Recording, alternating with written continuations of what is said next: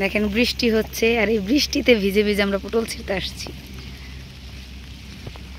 এই যে হচ্ছে পটল, ওমা পটল নিচে পড়ে গেছে। এই যে বালতি ভরা পটল।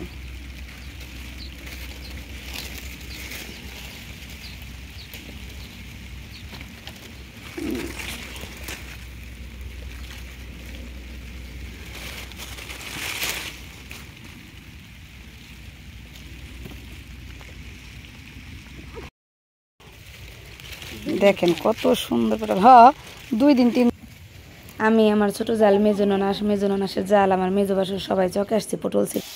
আজকে মাশাআল্লাহ খুব সুন্দর রোদ উঠছে আকাশে, একদম চকচকে ফকফকে রোদ উজ্জ্বল একটি দিন। চাল ব্লেন্ডার করতেছি আর ওইদিকে রান্না করে আবার রান্নাও করতেছি, চলেন দেখাই। এই যে পাটায় ভর্তা বাড়তেছি, রসুন মরিচের ভর্তা। এইদিকে যে চাপা ভেজে রাখছি চাপার ভর্তা। আবার এইদিকে দেখেন চুলায় গরুর মাংস বসাই দিচ্ছি, গরুর মাংস কষায় পানি দিয়ে দিচ্ছি। তাই লাকড়ি চুলায় যেহেতু রান্না করবো, আমার দেবর আসছে শুয়ে রয়েছে, ভাবলাম কটা পিঠা বানাই দিই, চিতই পিঠা আর ভর্তা টর্তা বানাই। বাহিরে রোদ উঠছে মাশাআল্লাহ, খুব সুন্দর রোদ। দিনে 3-4 বার বৃষ্টি হয়েছে। যেহেতু ভর্তা বাড়তেছি, বাড়িতে অনেক মেহমান। আমার দেবর বলতেছিল আইসা রয়েছে আজকে 5-6 দিন ধরে পারিবারিক যে কোনো একটা সমস্যার কারণে, এর জন্য বলতেছিল ভাবি ভর্তা বানান, ভর্তা খাই। আমি ভাবলাম চাপার ভর্তা বানাই দিই, রসুন মরিচের ভর্তা বানাই দিই আর চিতই পিঠা বানাই। অনেক চাল ভিজেছি, মেশিনে ব্লেন্ডার করতেছি চাল, ভর্তা বানাবো আর চিতই পিঠা বানাবো, সাথে গরুর মাংস রান্না করছি। আজকে দুপুরে এই আয়োজন করবো, তারপর আবার ভাত রান্না করবো, করলা ভাজি করবো, এগুলি রাতের জন্য আবার করবো। রাতের রান্না পরে করবো, এখন এগুলো আগে করি। আর কতক্ষণ বৃষ্টি কতক্ষণ রোদ, আজকে বিছানা চাদর চুদর ধুয়ে দিছি, এই রোদ উঠে আবার বৃষ্টি আসে, অনেক সমস্যার মধ্যে আছি। এখন তো অনেক রোদ উঠছে, একটু পরে কেন রোদ থেমে যায়। তো দেখে আসি চাল হয়েছে কিনা।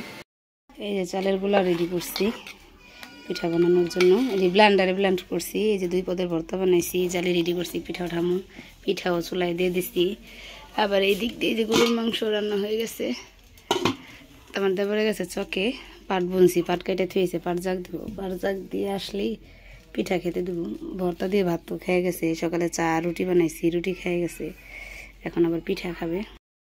দেখি একদম প্রথম খোলা পিঠা কিরকম হয়েছে। বিসমিল্লাহ দেখেন, আলহামদুলিল্লাহ আলহামদুলিল্লাহ আলহামদুলিল্লাহ, এত সুন্দর পিঠা হয়েছে বলার মতো না।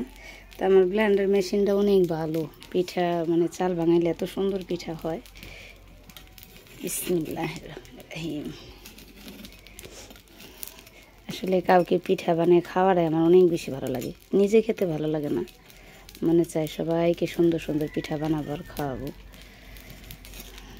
দেখি আরেকটু হোক, আরেকটু হইলে উঠে ফেলাবো, এত সুন্দর ফুলছে পিঠা।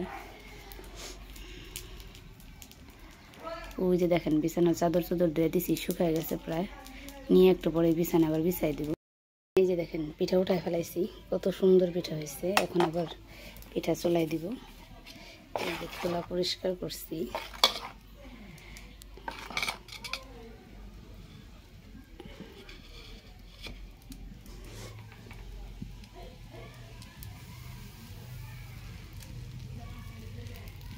একসাথে 5টা পিঠা হয়ে যায় তো ভালোই লাগে। আর পিঠা ফুললে, সুন্দর পিঠা হইলে মন চায় পিঠা দিন ভরে বানাই। আমার আসলে চিতই পিঠা বলেন, যে কোনো পিঠাই বলেন, খেতে ভালো লাগে না, রান্না করে কাউকে খাওয়াতেই বেশি ভালো লাগে।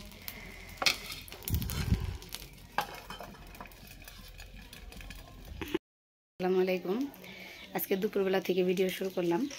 তো এই যে দুপুরবেলা এখন পিঠা বানাইতেছি। আমার দেবর আসছে বেশ কয়েকদিন, দেবরের জন্য পিঠা বানাইতেছি। আপা বহেন, দেখেন এই যে দ্বিতীয় খোলার পিঠা কীরকম। এই যে দেখেন প্রথম খোলার পিঠা তো উঠানো শেষ, কয়েকটা দিয়ে দিছি বাবুদেরকে। আর এই যে দ্বিতীয় খোলা পিঠা উঠাইছি, আলহামদুলিল্লাহ বেশ সুন্দর পিঠা হইতেছে। আপা পিঠা কেমন হয়েছে? সুন্দর হয়েছে না?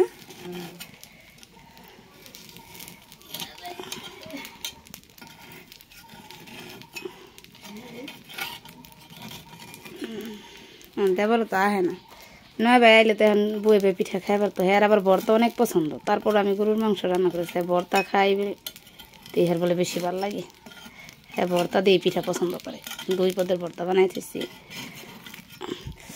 মা গো এত গরম, হাতও দিয়ে রাখা পারি না। কত সুন্দর পিঠা উঠাও যাইতেছে আবার।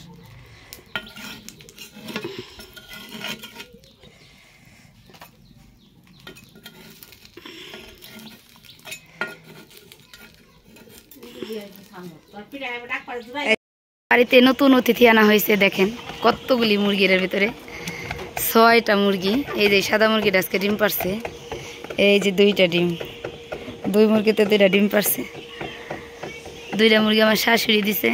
এই মারামারি করো না, আদার খাও। ওই মুরগির খিদা লেগে গেছে, সারাদিন মুরগি আটকায় এক জায়গায় গেছিলাম, তো এই যে ডিম ডিম নিয়ে এখন আজকে মুরগি কিনছে, আর আজকে 2 মুরগিতে 2টা ডিম পারছে। এই যে ডিম 2টা এখন ফ্রিজে থয়ে দিই। এই যে এত সুন্দর ডিম, মাশাআল্লাহ 2টা ডিম পারছে মুরগিতে। আজকে প্রথম দিন মুরগি কিনছি, প্রথম দিনই ডিম পারছে। আমার শাশুড়ি মা দিয়ে গেছে 2টা মুরগি, আর আমার জালের হচ্ছে 4টা মুরগি, তো এই মোট 6টা নতুন মুরগি। এই মুরগিটা আমার শাশুড়ি দিছে। একটা মুরগিও এখন আমাদের আর ছিল না আমার, তো এখন অনেকগুলি মুরগি হয়েছে।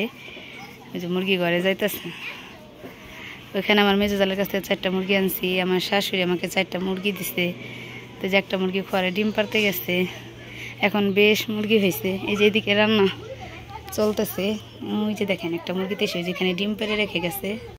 বসে বসে আমি পেঁয়াজ বাজতাছি, ছোট বড় পেঁয়াজ, দেখেন পেঁয়াজের মধ্যে কত চুকলা। কারে থেকে আমার দেবর রেদে পেঁয়াজ নামাইছিলাম, এই যে ছোট বড় সব পেঁয়াজরা নামাই ফেলাইছে। এই ছোট ছোট পেঁয়াজগুলি বাইসে বাইসে আমি আবার জালিতে রাইখে দিতেছি, এগুলো আমি আমাদের খেতে বুনবো। আবার ছোট পেঁয়াজ বুনলে আলহামদুলিল্লাহ আবার ভালো পেঁয়াজ হবে যদি আল্লাহ রিজিকে রাখে। আর এই পেঁয়াজ এগুলি বাইসা রেখে দিতেছি রান্না করে খাওয়ার জন্য। এই যে দেখেন পেঁয়াজের মধ্যে কত চুকলা, এগুলি বাইসা পরিষ্কার করবো। এই যে ছোট ছোট সুন্দর সুন্দর পেঁয়াজ, এগুলি রেখে দেবো একগুলার পেঁয়াজ বোনার জন্য। আমি ধরুম কলা পাইকে গেছে গাছ, ওই ফুটাটা সরাই গাছ খুব কেটে আলাই দেন। বুঝে পাকছে একটা, আরও 2টা পাকছিল মেজ দাদা ভাই না, ছিঁড়ে খাই লাইছে ওন থাকতে। আল্লাহ রে, খুঁটার আমি দেওয়াতেছিলাম কি মেঘে দিকে একদিন কাইত হয়ে গেছে। আটটু পুরে থাকার তো। আজকের এই ভিডিওটা বেশ কিছুদিন আগের করা, পুরো ভিডিওটি অনেক দিন আগের করা। প্লিজ আপনারা ভালো করে মনোযোগ সহকারে দেখবেন, আশা করি ভিডিওটা ভালো লাগবে। ভিডিওটা শেয়ার করা হয়নি। এই কলা গাছটা যখন বাড়িতে বুনছি তখন অনেক মানুষই কইছে বাড়িতে কলা গাছ বুনছো না আইনে, এই মাসে কলা গাছ বুনলে কলা গাছে কলা হয় না, কিন্তু আলহামদুলিল্লাহ কত সুন্দর কলা আসছে আর পাইকাও গেছে।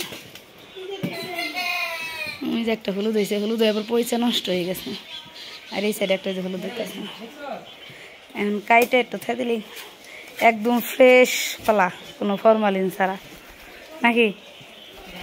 ময়লা পড়ছে, পাতা পোতা পড়ছে, গাছতলা তো। আস্তে ওই কলার মধ্যে লেগে যাবে, হাতে লেগে যাবে, হাতত কাইটেন না।